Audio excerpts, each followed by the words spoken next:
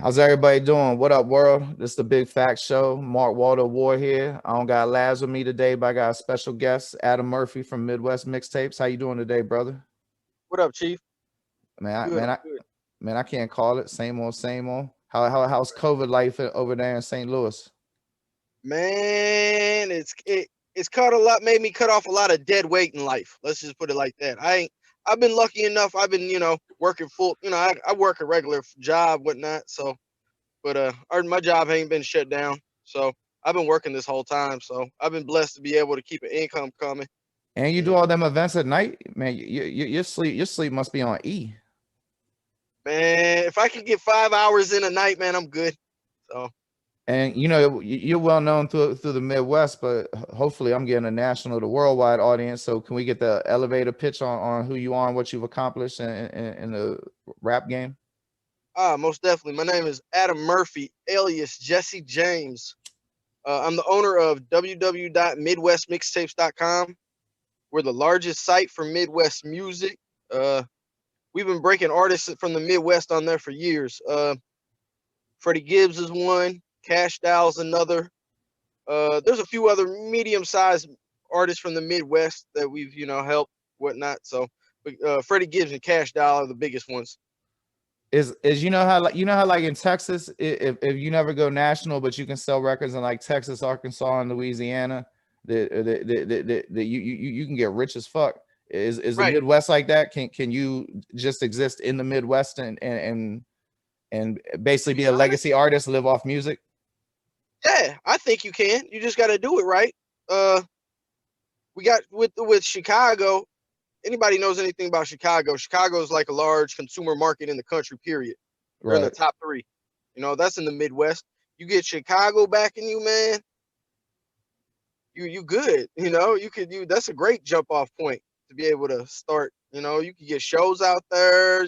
Plenty of DJs. Indianapolis is a great city. Detroit. So St. Louis, Kansas City. There's plenty of Midwest cities that boom. If you get them lined up right, you can definitely do that. And I know you're heavily affiliated with Ali from the St. Lunatics, but what's your involvement with them overall? Man, to be honest, man, I'm not saying this in any disrespectful manner. Because Ali, I love that man like a brother, like a big brother. But we're not working together no more like that. He's kind. It just happened probably about a year or so ago. He just hit me up, let me know, hey man, I'm starting to not want to do so much, and he passed it down to his daughter. So I deal with his daughter. So she's definitely helped out with her being like, man, I don't even think she's 21 yet, his oldest daughter. So Yeah. she's keeping me hip to like the new artists and whatnot, and just different fashion stuff for the merchandise and whatnot like that. So, but Ali, he stepped aside, but I helped out a lot with the Dirty ENT when it came to like their young artists that they were trying to break. Uh, they've had a few people over there over the years. A Do you lot of them. remember this? What you got? Ah, yeah. Give me what you got. That's the St. Lunatics. Like, I want to say their first street album or their first retail. I think it's like a mixture of both. Yeah. So, hey, you know what? I'm glad you held that up, man, because I want a lot of people to understand that everybody always acts like Nelly just came out of nowhere and just blew up out of nowhere. Them guys sold a few thousand independent copies. You know what I'm saying? Like they really did do some groundwork before they ever seen a major label. So And it wasn't too many people in St. Louis doing that at the time, right? there's always been independent stuff going on in St. Louis. And they were selling thousands of copies independent on. Yeah, Okay, hey okay. man, there used to be this group, you could look them up, called Deadly Deuce. Like this came out when I was like in junior high. Deuce or When I Duke or mean Dupes? Deadly Deuce, like number two, Got you. Deuce. I'm gonna check it out. Man, their stuff's out of print, but their stuff's on YouTube. You can look them up on YouTube. Like that was the St. Louis shit that I started and I first heard that made me like, damn, we could do something.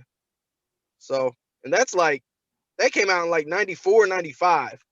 So. And I know you into baseball. You ever seen Nelly play baseball?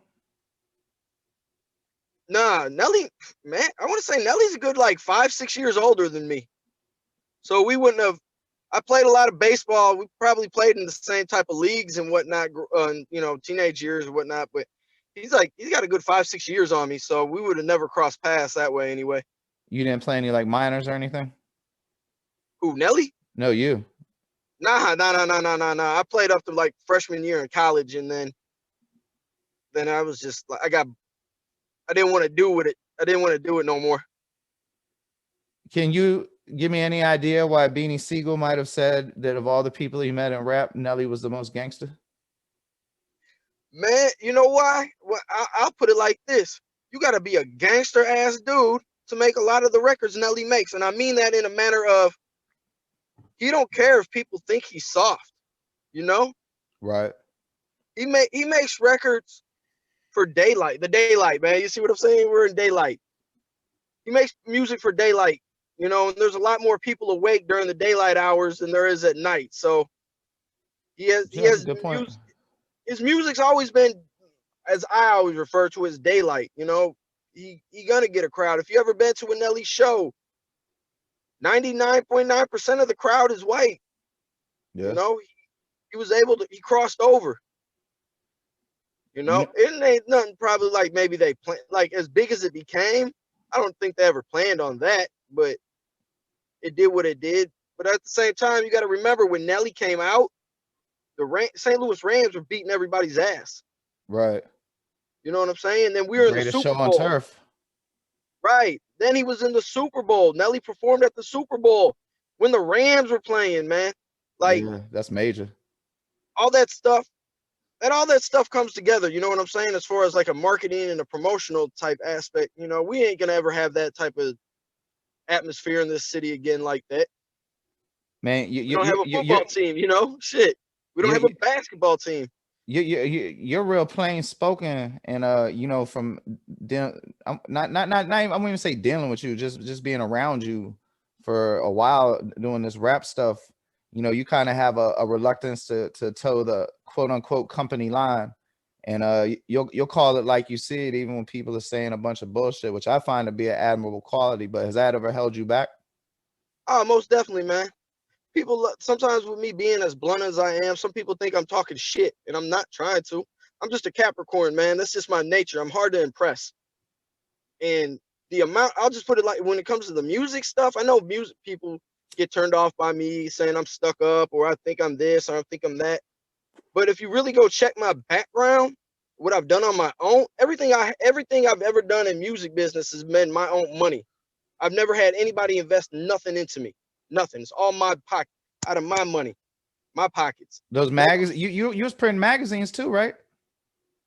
Nah, I've worked with several magazines. Midwest Leak, they from Indianapolis, 24/7. They from Indianapolis. Hood Illustrated, they from Michigan, Lansing, I believe, East Lansing, Michigan, something in that area. Sorry, Hood Illustrated, but I know they in Michigan. I used to see your name in them jumps all the time with a picture and everything. Hey man, it's all about networking, man. Yes, sir. I treat Midwest Mixtapes like an artist. Like, if you talk to any artist that I ever worked with in the past, from Lyrical Warfare to a group out of Gary, my guys, About That Issue, they'll tell you, man, I put my own money up. Whatever I said I was gonna do for them, I did. I take a lot of pride in being about my word. If I say I'm gonna do something for you, I'm gonna do it. If I can't do it for you, I'll tell you I can't do it, or I don't want to do it. Do you still sell those rare CDs? Yes, sir. I just need to come up with a online CD store, but I have plenty of product. Oh, you got just go to Bandcamp, man. That's a lick for that. Bandcamp, okay. Yeah, like you know, Aguilar, they used to produce from Dipset, or I could tell you many legacy artists, and they do, like, I guess you call them like little boutique runs, but they run up like 200-300 copies of a CD, and then they might sell them for 40 to 50, depending on how their fan base is, or, you know, like Aguilar says he just did one with like Sadat X as a group project, right? And he those was 300 each, and he had 500 copies, and they was gone in like 3 days. And that's crazy because my old group, Lyrical Warfare, that CD, their debut album that which came out in '98, somebody got off on eBay for $1,000, and their sophomore album, I saw online on eBay at one point for nearly $400, and then the album I put out with them was their first retail project. I've seen that anywhere between $80 up to $1,000, and that was on Amazon. So You that ain't had the Crucial Conflict CDs too, right? Yep, I still got a gang of those, man. That's my Man, dog. I seen one of those ones that you had on your website, and Uh-huh. somebody must have bought it from you because it was the exact one, right? And it was on eBay for I believe $250 if I remember correctly. It might have been $350, but it wasn't there for 48 hours, man. Oh shit. Okay. Yeah, so Yeah, you could definitely pop that off on Bandcamp. But shit, while we talking about Crucial, we can talk about that later. While we talking about Crucial Conflict, I don't think they get they just. Do you think they get they just due? Nah, hell nah. Because I remember that smoking on Hay was I don't know if y'all had jukebox where people called the 900 number and got the video. Man, check this out. I was at my homegirl I grew up with, went to high school with. Her daughter was her graduation party. She lives out in the sticks of Missouri, like in the sticks. A good hour and a half, 2 hour ride for me to go out there to kick it with her. And the DJ, man, these are 18-year-old kids from this generation. You got to realize they were born in 2000s. Right. Man, I went up there. I've turned on that Crucial Conflict. Man, them kids were going nuts over that. They're like, damn, what is this? What is this? What is this? You know, it helped that us adults were, you know, jamming too, but you know, they caught the vibe. Crucial Conflict definitely doesn't get. They was way ahead of their time, bro. Think about it. Like, man, if you go back and listen to a Crucial Conflict album, tell me that don't sound like Mad to the singing shit just without the auto tune and with a little bit better production. Like the Crucial Conflict got a little more musicality to it. Hey, man, let me tell you something, man. I think Wild Style as a producer doesn't get his credit that he deserves. I think people like Timbaland get too much credit because if you listen to Timbaland's original shit and then go listen to Crucial Conflict shit, bruh, that's Timbaland's style is Wild Style at the end of the day. And then he just got a team of more resources. Wild Style sitting there doing that shit, and I don't know if he lives in an apartment, but you know, doing it in his crib in Chicago. He has a nice crib in Chicago, man. Wild Style's a good dude. But he don't got I guarantee it ain't he don't got the home studio that Timbaland do. Nah, probably not. And then he don't got Scott Storch coming in there and playing uncredited keyboard on like 25 of his biggest number ones, you know, all that type shit. Yeah.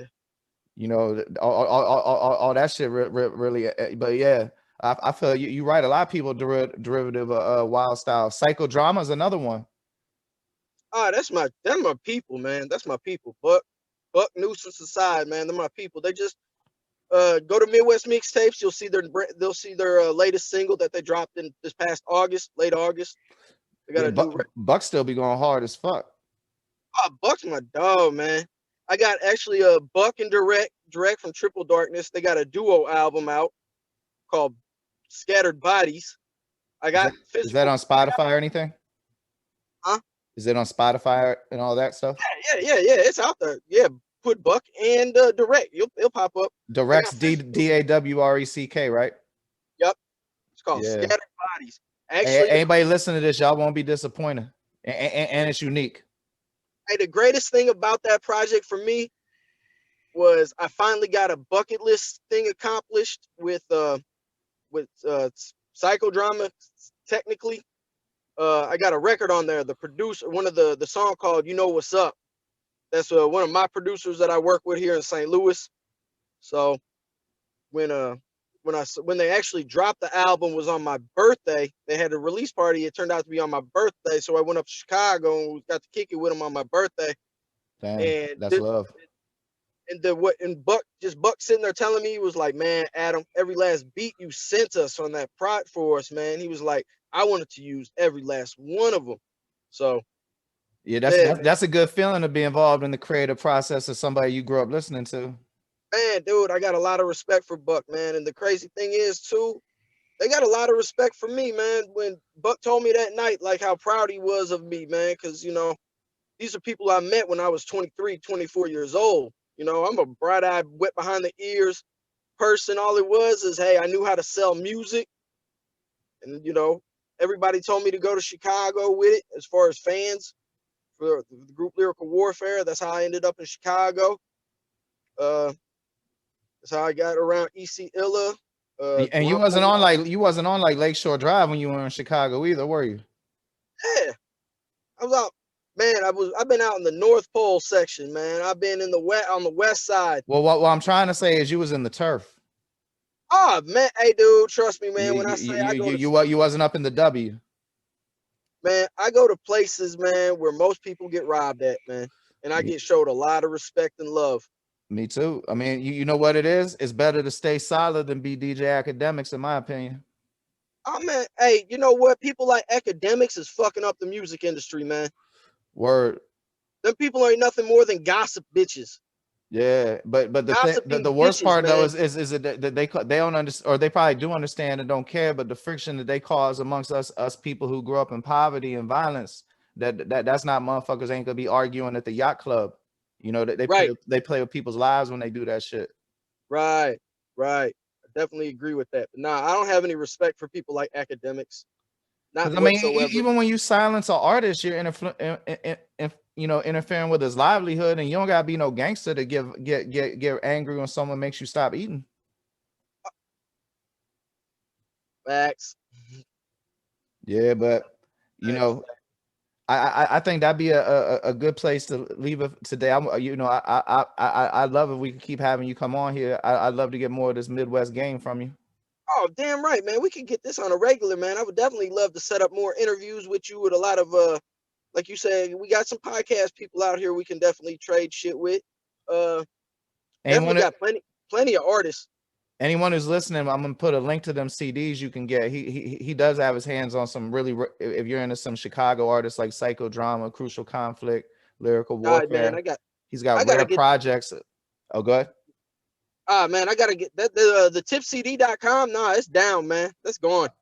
Okay, well then next time he's on here, we'll put the link at the bottom in the description. Yeah, hey, I got a store section on Midwest Mixtapes. I just need to get that shit together. That's all. Okay, well, it'll be coming at y'all real soon. And like I said, brother, thank you for your time. Hey, appreciate you, my dude. No doubt.